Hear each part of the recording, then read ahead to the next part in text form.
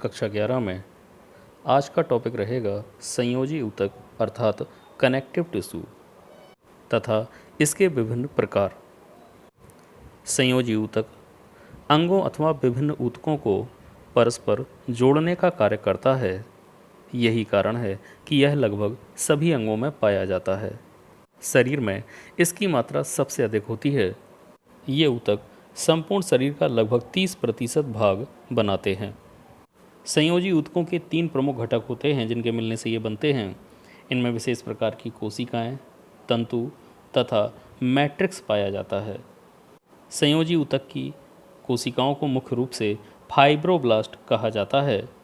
इसके अलावा हिस्टियोसाइट्स, मास्ट कोशिकाएं, लिम्फोसाइट, प्लाज्मा कोशिकाएं, मोनोसाइट्स तथा इओसिनोफिल्स भी संयोजी ऊतक में ही मिलने वाली कोशिकाएं हैं। संयोजी ऊतक में कोलेजन तंतु, जालिकावत तंतु तथा इलास्टिक तंतु पाए जाते हैं। इनमें एक जेलीनुमा मैट्रिक्स भी होता है। अब बात करते हैं संयोजी ऊतकों के प्रमुख कार्यों के बारे में। इनका मुख्य कार्य 2 ऊतकों अथवा 2 अंगों को परस्पर जोड़ना है। इन्हीं के द्वारा शरीर में अस्थियों और उपास्थियों का ढांचा बनता है जिसे हम कंकाल तंत्र कहते हैं। इनका एक रूप वसा ऊतक के रूप में भी पाया जाता है।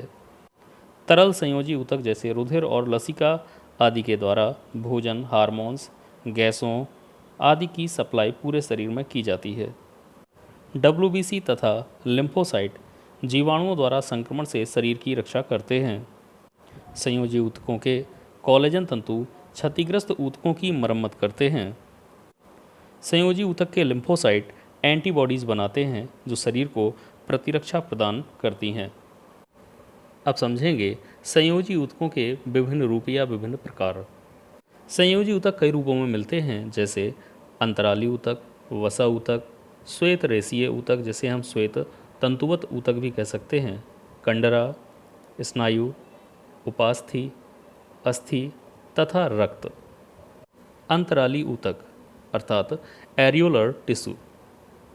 अंतराली ऊतक को सामान्य ढीला संयोजी ऊतक भी कहा जाता है और यह पूरे शरीर में बड़े स्तर पर यानी व्यापक रूप में फैला होता है। यह पतली झिल्ली के रूप में शरीर के कई आंतरिक अंगों की भित्ति में पाया जाता है। इस संयोजी ऊतक में श्वेत कोलेजन तंतु, पीले इलास्टिन तंतु तथा जालवत तंतु होते हैं।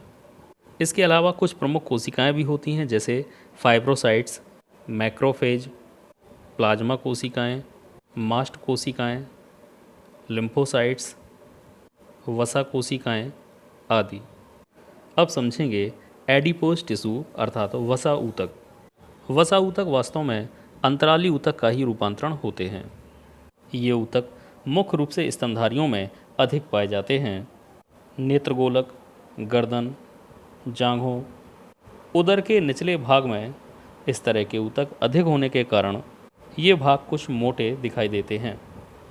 व्हेल की त्वचा के नीचे इस ऊतक की एक मोटी परत होती है। ऊँट के कुबड़ में भी इस प्रकार का ऊतक पाया जाता है जिसमें वसा संचित रहती है। वसा ऊतक का मुख्य कार्य वसा का भंडारण करना है। यह ऊतक आंतरिक अंगों को दबाव, खिंचाव और धक्कों से बचाता है तथा शरीर में तापरोधी स्तर का कार्य करता है। अब समझेंगे जालिका ऊतक अर्थात रेटिकुलर टिश्यू। यह ऊतक लसिका ग्रंथियों, अस्थि मज्जा जिसे हम बोन मैरो कहते हैं, प्लीहा, टॉन्सिल्स तथा थाइमस ग्रंथि आदि में पाया जाता है। यह ऊतक रेटिकुलर सेल्स का बना होता है। इन कोशिकाओं की शाखाएं आपस में जुड़कर एक जाल बनाती हैं, इसीलिए इसे जालिकामय या जालिकावत ऊतक कहा जाता है। अब है श्लेष्मिक संयोजी ऊतक अर्थात म्यूकस कनेक्टिव टिश्यू या म्यूकोसल कनेक्टिव टिश्यू। यह ऊतक काफ़ी चिपचिपा और जेलीनुमा होता है। इसे वार्टन की जेली भी कहा जाता है। स्तनियों की नाभि रज्जु अर्थात अम्बिलिकल कॉर्ड और मुर्गे की कलगी इसी ऊतक की बनी होती है। अब पढ़ेंगे श्वेत तंतुमय संयोजी ऊतक। श्वेत तंतुमय संयोजी ऊतक वृक्कों, यकृत, पेशियों, रुधिरवाहिनियों और तंत्रिकाओं के चारों ओर एक आवरण बनाकर उन्हें अत्यधिक तनन सामर्थ्य प्रदान करते हैं। इनमें कोलेजन तंतुओं की मात्रा काफ़ी अधिक होती है। बड़े स्तनधारियों की त्वचा में श्वेत तंतुमय संयोजी ऊतक अधिक होने के कारण उनकी त्वचा से चमड़ा तैयार किया जाता है। अब समझेंगे कंडरा अर्थात टेंडन्स। कंडराएं कोलेजन तंतुओं के बंडलों से बनी होती हैं। इन बंडलों के बीच बीच में फाइब्रोसाइट कोशिकाएं भी पाई जाती हैं। इनका मुख्य कार्य अस्थियों को कंकाल पेशियों से जोड़ना है।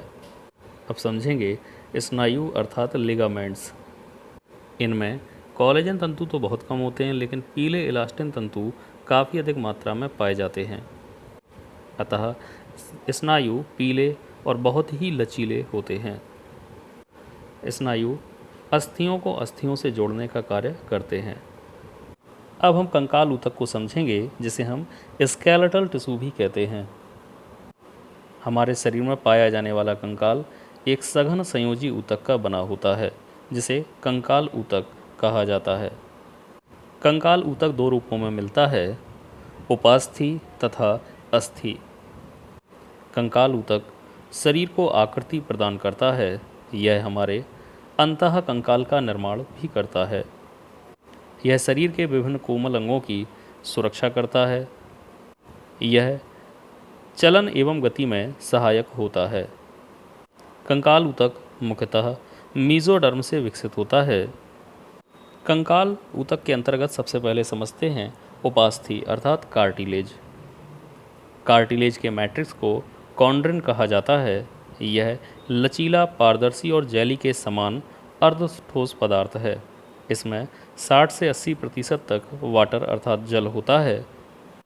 कॉन्ड्रिन में महीन कोलेजन तंतुओं का एक जाल फैला होता है, जो उपास्थि को दृढ़ता प्रदान करता है।